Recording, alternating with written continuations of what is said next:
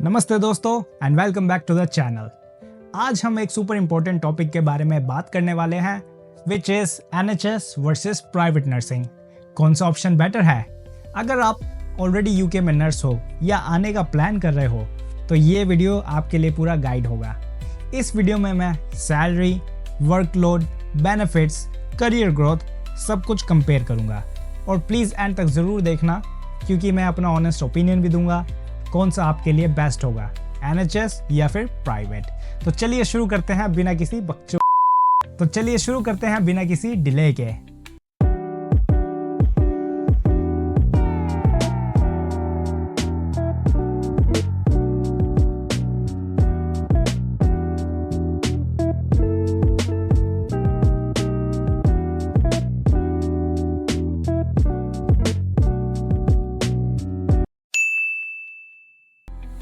तो सबसे पहले बात करते हैं सैलरी की।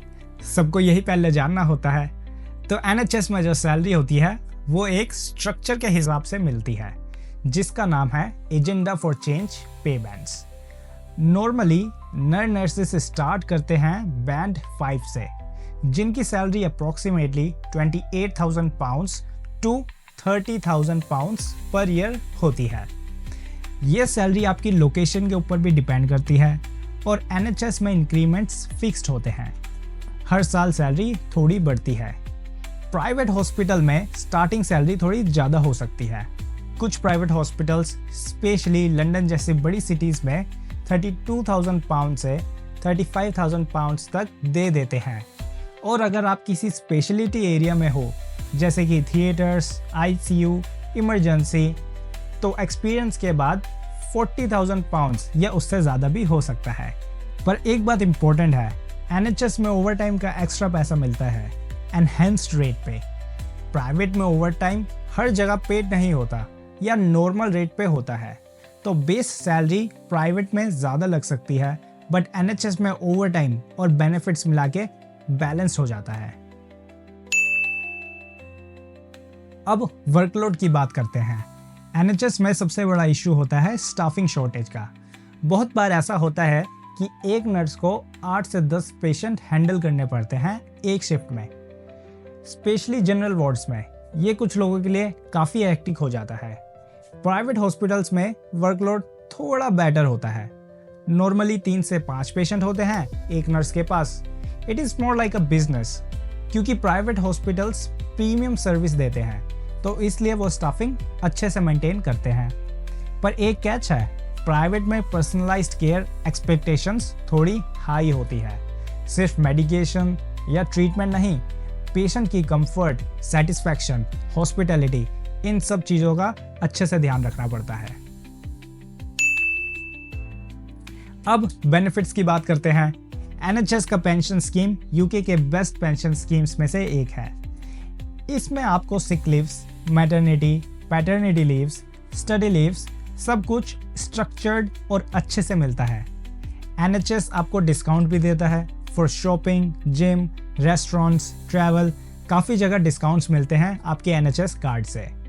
प्राइवेट हॉस्पिटल्स भी कुछ पर्क्स देते हैं जैसे bonus, private health care insurance free मिलता है, कभी कभी बेटर ट्रेनिंग बजट भी मिलता है, लेकिन उनका पेंशन स्कीम एनएचएस जितना स्ट्रॉन्ग नहीं होता और हॉलीडेज भी प्राइवेट हॉस्पिटल में थोड़ी कम हो सकती है। करियर ग्रोथ के मामले में एनएचएस डेफिनेटली आगे है। यहाँ एक क्लियर पाथवे बना हुआ है। जब आप एनएचएस ज्वाइन करते हो आप बैंड 5 नर्स के रूप में स्टार्ट करते हो, जो बेसिक स्टाफ नर्स का लेवल होता है। फिर थोड़ा एक्सपीरियंस और एक्स्ट्रा ट्रेनिंग करने के बाद आप बैंड 6 से प्रमोट कर सकते हो। ये होता है सीनियर स्टाफ नर्स या स्पेशलिस्ट नर्स जैसे आईसीयू नर्स, थिएटर नर्स या कम्युनिटी नर्स। आगे जाके लीडरशिप स्किल्स और मैनेजमेंट ट्रेनिंग के साथ आप बैंड 7 तक जा सकते हो जैसे कि वार्ड मैनेजर या क्लिनिकल नर्स स्पेशलिस्ट। और अगर आप और भी आगे ग्रो करना चाहते हो तो बैंड 8 और बैंड 9 तक जा सकते हो जहां आप मैट्रन, लीड नर्स या डायरेक्टर ऑफ नर्सिंग जैसे सीनियर्स रोल्स में आ सकते हो। पर बेस्ट पार्ट ये है कि एनएचएस आपको ये ग्रोथ के लिए हेल्प करता है। फ्री ट्रेनिंग प्रोवाइड करता है, लीडरशिप प्रोग्राम्स देता है और कभी कभी आपको हायर एजुकेशन जैसे मास्टर्स डिग्री भी स्पॉन्सर करता है। प्राइवेट हॉस्पिटल्स में भी ग्रोथ होती है, लेकिन वो थोड़ा लिमिटेड होता है क्योंकि प्राइवेट हॉस्पिटल्स का काम थोड़ा स्पेसिफिक एरियाज तक ही लिमिटेड होता है, जैसे ऑर्थोपेडिक, कार्डियोलॉजी एटसेट्रा। तो करियर जंप करना थोड़ा डिफिकल्ट हो सकता है compare to NHS. But in NHS if you start as a band 5 के बाद आप बैंड 6 बन सकते हो, 7 बन सकते हो, आप यूनिवर्सिटी कोर्सेज कर सकते हो। So that makes it very easy. So let's talk about the work-life balance. This is one of my favorite topics. So work-life balance बहुत crucial है। NHS में mostly 12-hour shift होते हैं। इसका मतलब ये है कि आपको हफ्ते में ज़्यादा छुट्टी मिल सकती है और 3 से 4 दिन ही काम करना पड़ता है और बाकी दिन आपका ऑफ है। लेकिन शॉर्टेज की वजह से कभी कभी एक्स्ट्रा शिफ्ट के लिए बुलाया जा सकता है, but it is up to you whether you want to come for extra shift और नॉट। और अगर आप एक्स्ट्रा शिफ्ट, जिनको बैंक शिफ्ट भी कहते हैं, उसके आपको एक्स्ट्रा पैसे भी मिलते हैं।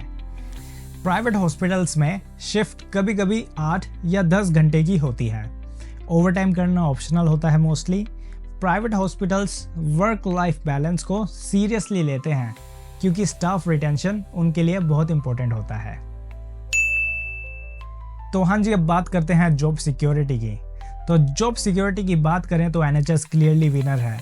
पब्लिक सेक्टर में एम्प्लॉयर होने की वजह से एनएचएस में रिडेंडेंसी या जॉब लॉस का रिस्क बहुत कम होता है। चाहे इकोनॉमी डाउन हो या कुछ भी हो, एनएचएस तो चलती ही रहेगी क्योंकि गवर्नमेंट फंडेड है।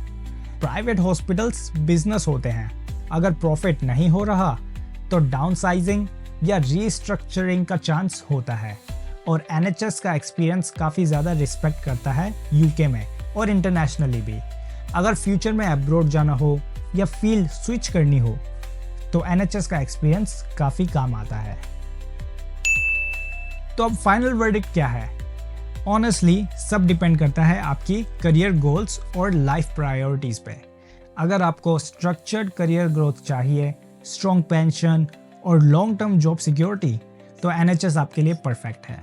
अगर आपको थोड़ी बेटर सैलरी चाहिए, मैनेजेबल वर्कलोड और पर्सनलाइज केयर देने में इंटरेस्ट है, तो प्राइवेट सेक्टर आपके लिए बेस्ट हो सकता है। मेरा पर्सनल ओपिनियन, मैं रिकमेंड करूँगा कि करियर की स्टार्टिंग आप एनएचएस से करें। एक स्ट्रॉन्ग फाउंडेशन मिलेगा और फ्यूचर में प्राइवेट सेक्टर या अब्रॉड मूव करना आपके लिए ईजी होगा। तो बस दोस्तों, ये था मेरा ऑनेस्ट कंपैरिजन।